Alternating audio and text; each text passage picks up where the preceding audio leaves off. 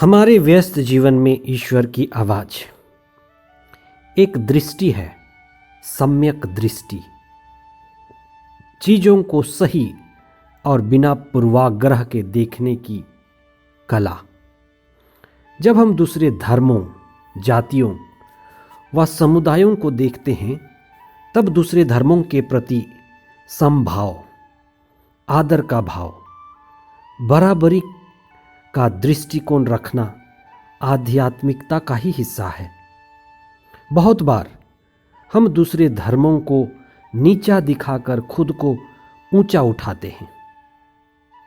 यहूदियों ने दुनिया को बटा हुआ देखा।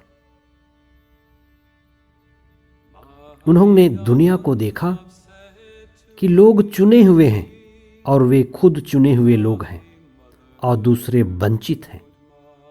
वे यहूदी हैं और दूसरे सभी गैर यहूदी हैं।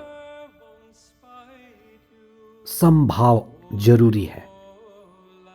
सभी धर्मों में लोग विनम्रता, मुक्ति की इच्छा, चंगाई के प्रति उत्साह रखते हैं।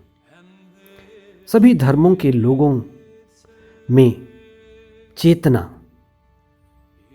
और सम्यक दृष्टि का होना अति आवश्यक है।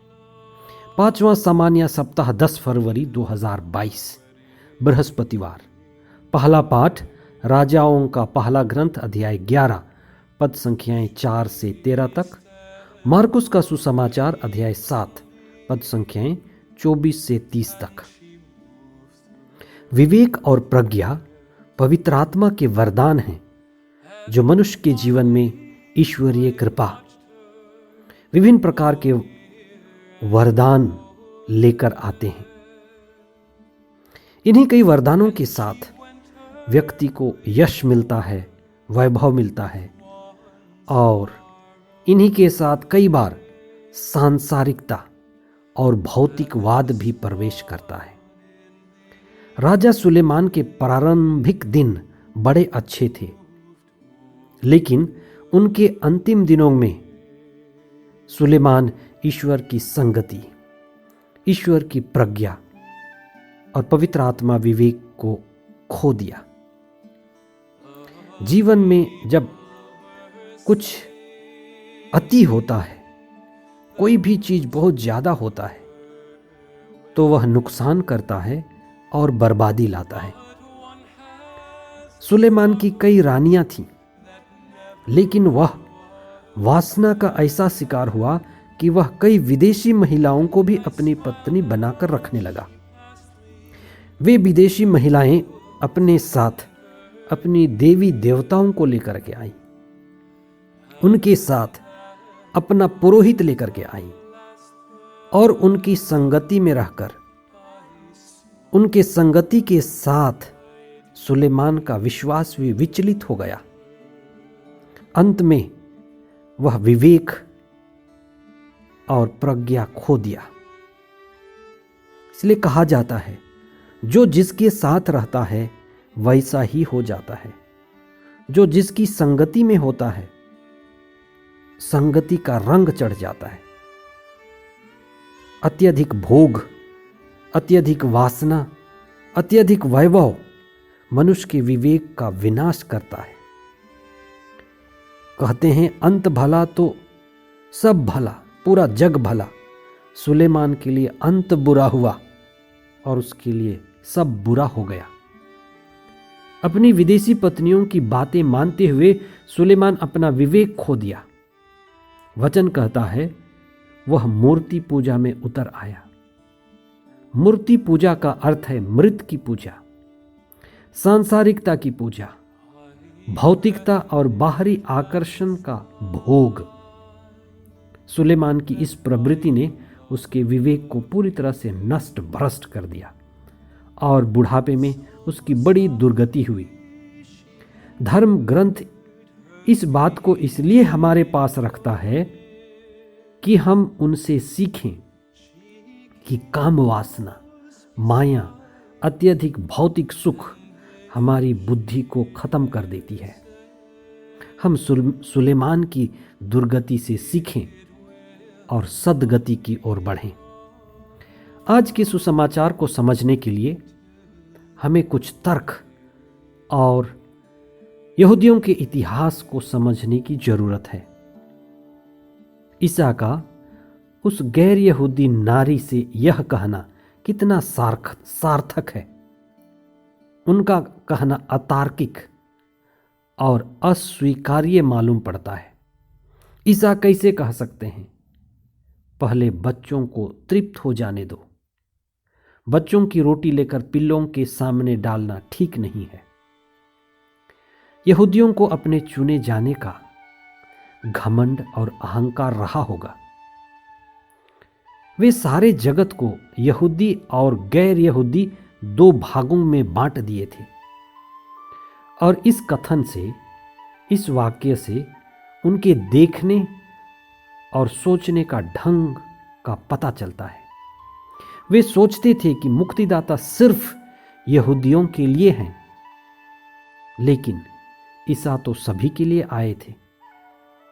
सुसमाचार लेखकों में भी अलग अलग बातों पर अलग अलग बातों का महत्व दिया गया है। संत मत्ती और मार्कुस जो यहूदियों के बीच काम किए, जिन्होंने यहूदियों के लिए सुसमाचार लिखा, वे इस वाक्य को लिखे। संत लूकस ने इसका जिक्र नहीं किया, ना ही संत योहन ने, क्योंकि वे गैर यहूदियों के बीच काम किए और उनके बीच में ये वाक्य अपमानजनक था, अतार्किक है। संत मत्ती और मार्कुस जिन्होंने ये वाक्य लिखा, शायद ये बताना चाहते थे कि सिरोफिनिकी नारी जो गैर यहूदी थी, यूनानी बोलती थी, वह प्रार्थना के द्वारा कृपा पाना चाहती थी, चंगाई के लिए उत्साहित थी। उसका विश्वास बहुत मजबूत था, यहाँ तक कि यहूदियों के विश्वास से भी मजबूत था, और वह बहुत विनम्र नारी थी। जरूर ईसा के मुंह से इस तरह की बात कि पहले बच्चों को तृप्त हो जाने दो, बच्चों की रोटी लेकर पिल्लों को फेंकना शाब्दिक तौर पर स्वीकार्य नहीं हो सकता। लेकिन यहूदियों के बीच में रहकर यहूदियों को सिखाने के लिए, शिक्षा देने के लिए, जहां गैर यहूदी ना हो, यह जरूरी लगा कि गैर यहूदी कैसे विश्वास में आगे बढ़ रहे हैं, गैर यहूदी कैसे कृपा पा रहे हैं, गैर यहूदी कैसे विनम्र हैं और चंगाई पा रहे हैं, जिससे यहूदियों को भी सीखना चाहिए। इस बात पर बल देने के लिए शायद ये वाक्य लिखा गया है। आज हम भी यह देखें कि जब हम दूसरे धर्मों के साथ रहते हैं, साथ साथ जीते हैं, किसी दूसरे धर्मों के भावनाओं को आहत ना पहुंचाएं।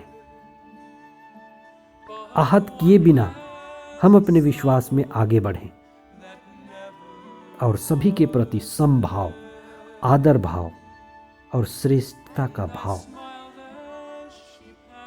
रखें। दूसरों को इज्जत, दूसरों को सम्मान और दूसरों के प्रति सद्भावना रखें। आइए हम प्रार्थना करें। हे प्रभु, हमें सद्बुद्धि प्रदान कर कि हम इस दुनिया के अत्यधिक भोग, सुख, भौतिकता से बचें।